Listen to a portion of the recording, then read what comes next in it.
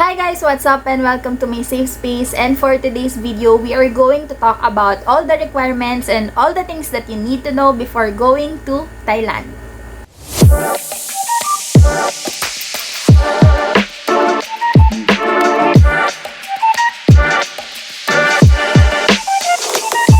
So, kung isa kang Philippine passport holder, ito yung mga requirements na kailangan mong malaman. So, unang-una ulit guys, yung passport ninyo is ideally dapat valid for the next 6 months. Okay? Kasi kung halimbawa, yung travel time ninyo is next month, tapos next month na rin yung expiration ng passport ninyo, most probably, hindi kayo paaalisin ng mga immigration officers dito sa Pilipinas. So, mas maganda na i-renew nyo ulit yung passport ninyo bago kayo mamasyal or bago kayo mag-travel paalis ng bansa. Gusto ko rin i-note dito guys na ang Thailand is visa-free ulit. So, maganda kasi tipid, 'di ba? Wala ka nang hahanapin or applyan na mga visa. Kasi nga, yung mga Asian countries na kapitbahay natin, nagbibigay sila ng 30 days stay sa bansa nila nang walang kahit na anong visa. Yung second naman na pinakakailangan is yung mga round-trip airfare tickets, pati mga confirmed na hotel bookings. So, paulit-ulit natin yan sinasabi na isa yon sa mga hinihingi ng mga immigration officers dito sa Pilipinas kapag aalis ka ng bansa. Kasi kailangan nilang malaman na babalik ka dito sa Pilipinas at meron kang matutuluyan doon, 'di ba? Hindi ka mag-TNT or hindi ka magi-stay doon, maghahanap ng work. So, bukod doon sa passport, sa mga round trip na airfare, and sa mga confirmed hotel booking, minsan naghahanap din sila ng travel itinerary. And of course, yung halimbawa, mga certificate of employment, mga business permit, or yung mga other supporting documents, ililink ko na lang sa taas guys. Ayan, yung vlog na yan, sinasabi ko dyan kung ano yung mga pwedeng hanapin sa inyo, pero wag kayong ma-overwhelm kasi usually ang hinihingi lang naman sa inyo is kung ano talaga yung applicable. Pero mas okay na prepared ka palagi kaysa sa hindi ka talaga totally naghanda. Okay, so bukod doon, kailangan pa ba ng COVID test? Okay, so ang Bangkok, Thailand guys, hindi na sila humihingi ng RT-PCR sa mga sa mga turista, okay? Hindi na sila humihingi ng mga RT-PCR, hindi mo na kailangan ng antigen. So, kahit anong vaccination status mo, pwede ka nang pumunta. Pero guys, always take note na if you are from China or if you are from India, you need travel insurance, okay? Travel insurance with COVID coverage, yan. Gusto ko lang din yan i-take note ninyo na kung halimbawa Pinoy kayo tapos dun kayo manggagaling, yun yung mga requirement na hinihingi sa inyo. And lastly, ang pinakakailangan, kahit saan ka naman pumunta, kahit anong bansa pa yan, anytime na aalis ka dito sa Pilipinas, kailangan mo ng e-travel code. Okay, so ano ba yung e-travel code? Etong e-travel code guys, libre lang to. Okay, gusto kong sabihin, libre to, free para sa lahat ng mga manggagaling dito sa Pilipinas. Hahanapin nyo lang yung website, ililink ko dito, yan, sa taas. Okay, kung ano yung website na pupuntahan niyo para mag-answer ng e-travel. Itong e-travel, mag-generate siya ng code and then hihingiin sa inyo ng immigration officer dito sa Pilipinas. Ano ba yung mga ibang rules or mga parang ibang requirements na kailangan mong malaman? So, dun sa Thailand guys, meron kasi sila parang show money. Okay? Nung pumunta ako doon, hindi ko siya na-experience. Yung mga binabasa ko rin na mga vlog or mga forum, ganyan, hindi rin sila hiningaan. Pero doon kasi mismo sa website ng Thailand is meron silang parang show money. Kumbaga, ito yung proof mo na meron kang financial capacity to support yourself. So, kung isa kang single traveler, kailangan meron kang at least 10,000 baht. Tapos, kung family naman kayo, at least 20,000 baht. Okay? So, nung time ko, hindi siya hiningi. Kasama ko yung family ko nung pumunta kami doon. Hindi kami hiningaan. Pero, nakalagay kasi to doon sa website. Ano ba yung naging immigration experience ko nung papunta ako nung Thailand? Nung time kasi na pumunta ako ng Thailand, guys, nanood ako ng concert ni Suga. Si Suga ng BTS. Yan. Hi, mga ARMY. So, nung time ko, since concert yung pupuntahan ko, nag-prepare ako ng concert tickets, yan, yung mga usual na hotel bookings, mga airfare, ganyan. Pero sinama ko rin yung parents ko. Kasi, nung time na yon yung work ko sa trabaho is parang freelancer, kung matatawag. So, alam ko kasi na pag halimbawa with family yung kasama, mas mataas yung chance na hindi ka ma-offload. Ako, since nagta-travel naman ako dati, nagso-solo travel na ako dati, natatakot pa rin ako kasi paano kung ma-offload ako? Concert yun ni Suga, di ba? Concert yun ng BTS, guys. Concert ni Suga. So ako, talagang minake sure ko na dapat hindi talaga ako ma-offload. Then natatakot pa rin ako, lalo na pag ako lang mag-isa. Kasi nga, red flag sa kanila yung age, una-una yung age, tapos babae ako, and yung pagiging solo traveler. So, talagang minake sure ko na, sige, isasama ko na yung family ko. So, nung time ko, yung parents ko yung unang in-interview. Yung mami ko, ang tinanong sa kanya, sinong kasama mo, saan ka matutulog, ganyan, ilang araw kayo doon, tapos, anong gagawin mo, anong work mo. Medyo naparami yung tanong sa kanya kasi parang kinakabahan ata siya.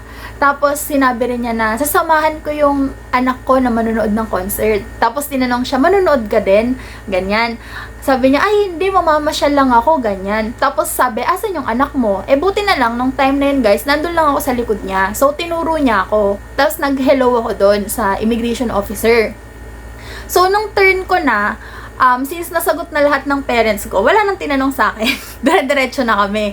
Kaya, ayun. Pagdating naman dun sa Thailand, wala nang hinanap. Okay, walang hinanap sa akin. Ano lang talaga, scan lang ng passport, picture, and fingerprint. Yun lang. Ano naman yung mga kailangan nyo malaman or parang mga trivia, ganyan.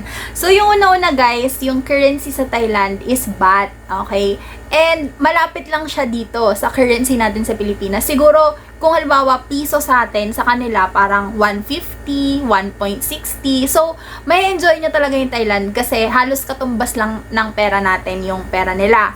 So, yun yung una-una. Yung second naman is meron tayong 1 hour na time difference. So, yung 1 hour time difference is mas late sila ng isang oras. So, kung for example, dito sa Pilipinas, 9 p.m., sa Bangkok, Thailand, 8 p.m. pa lang yung oras. So, huwag kayong malilito. And ito pa pala, gusto ko rin i-note sa inyo guys, may nabasa ako na vlog, okay?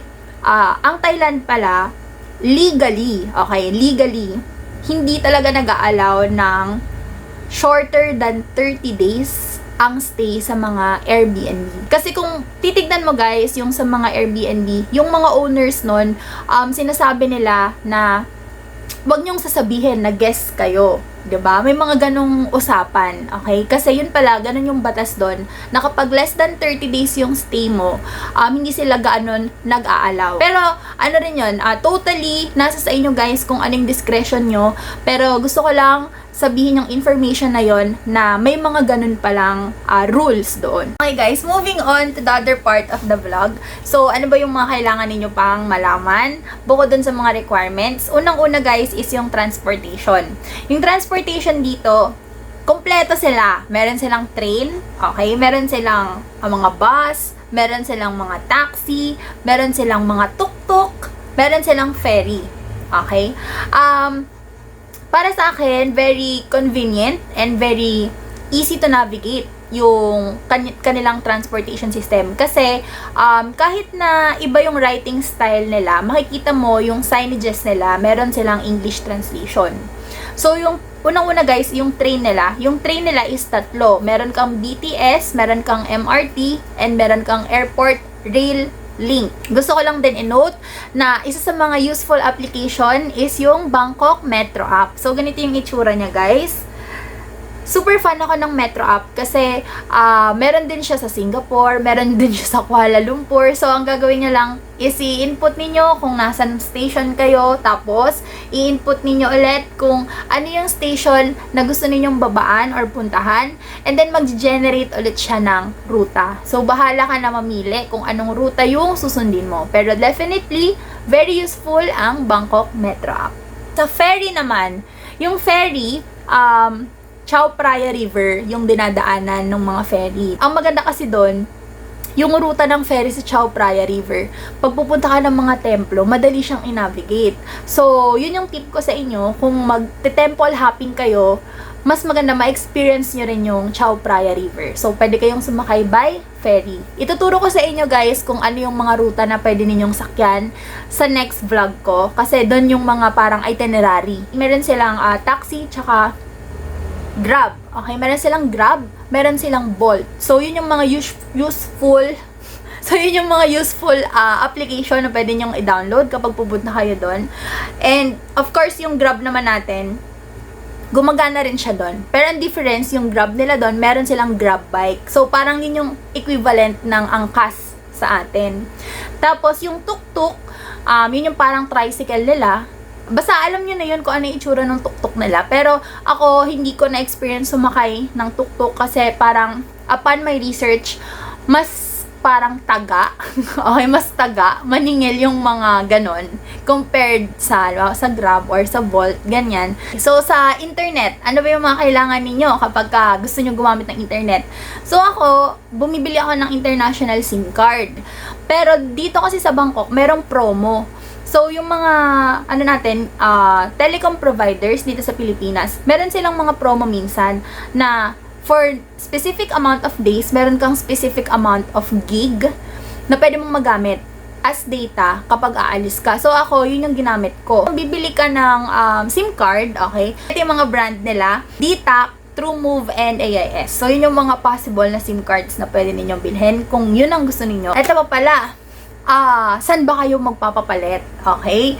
So, yan. Lagi kong naririnig yan or lagi kong nababasa yan sa mga forum. Saan ba mas maganda magpapalit? Nabasa ko lang din. At ito yung ginawa ko. Kung halimbawa, magwi-withdraw ka, okay? So, for example, meron kang bangko dito sa Pilipinas, tapos magwi-withdraw ka, per transaction is parang merong 220 pesos na transaction fee. So, depende yan sa bank, okay? Pero kung ako sa inyo, kung magwi-withdraw ka, kung yun ang gusto ninyong gawin na way para kumuha ng BAT, damihan nyo ng isahan lang. So, kung grupo kayo, pwedeng isa lang yung magwi-withdraw, tapos siya na lang yung bayaran ninyo. Para makatipid kayo dun sa transaction fee na 220 pesos. Another thing, mas advisable ba na bumili ng dollar, tapos magpapapalit ka ng dollar dun? Ang sa akin, mas maganda, idiretso mo na, peso to baht. Okay? Kasi kung papapalit ka ng dollar, parang masyadong malakas yung dollar ngayon, masyadong mataas yung dollar, baka malugi ka sa mga forex fees, ganyan. So, mas maganda, idiretso mo na, peso to baht.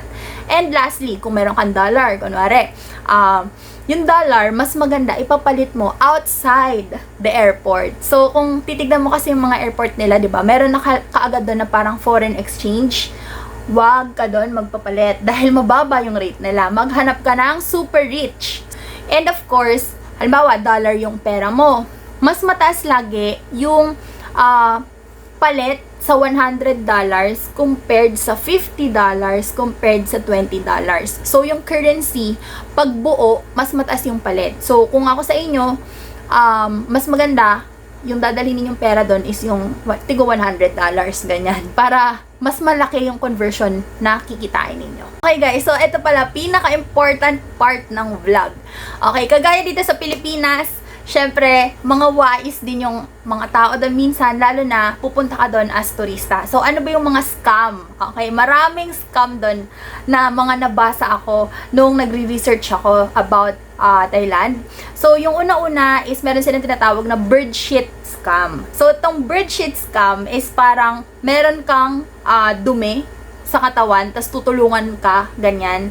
And then, yung pala ninanakawan ka na. Okay? So, be aware of that. Usong-uso rin yan dito sa Pilipinas, di ba? Yung kunwari nasa jeep ka, tapos duduraan ka. May mga ganun din tayong modus. Closed palace scam. So, pag pumunta ka kasi doon, di ba parang isa sa mga main attraction nila is yung mga palasyo, yung mga templo.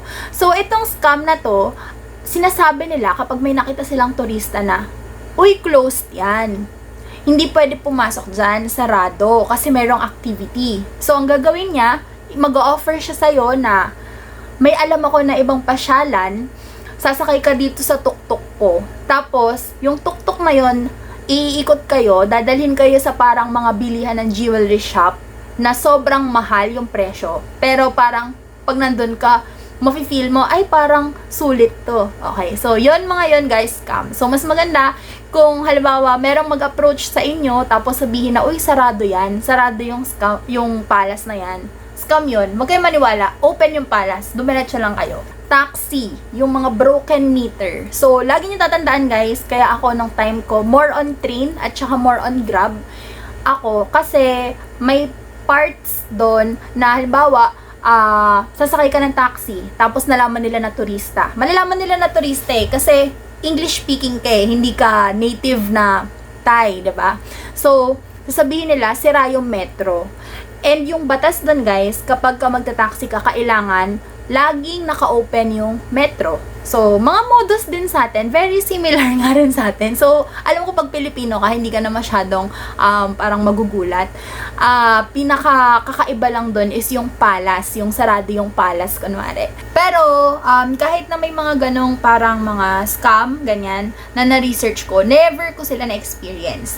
And, wag kayong matakot. Kasi nga, syempre, very similar naman ang culture natin eh. So, kung nakaya nyo dito sa Pilipinas, mas kaya nyo dun. Kasi kahit papano, ewan ko, parang mas masaya doon. Masarap yung food, mabait yung mga tao, tapos yung value sa pera, sobrang worth it. So, para sa akin, isa to sa mga bansa na para na-in-love ako. Gusto kong bumalik. Tapos lalo na si Suga, si August D, 'di ba? Si Suga ng BTS. Siya pa yung kinita ko doon. Di lalo ko na in love. So ayun, di ko alam kung paano ako makaka-move on. Ang tagal ko nang nakapunta doon, pero hanggang ngayon hindi pa rin ako naka-move on. So anyway, ang dami ko na sinasabi. Yun lang guys. Thank you for watching. I hope nagustuhan niyo tong travel guide ko sa mga requirements. Thanks for watching. Like and subscribe.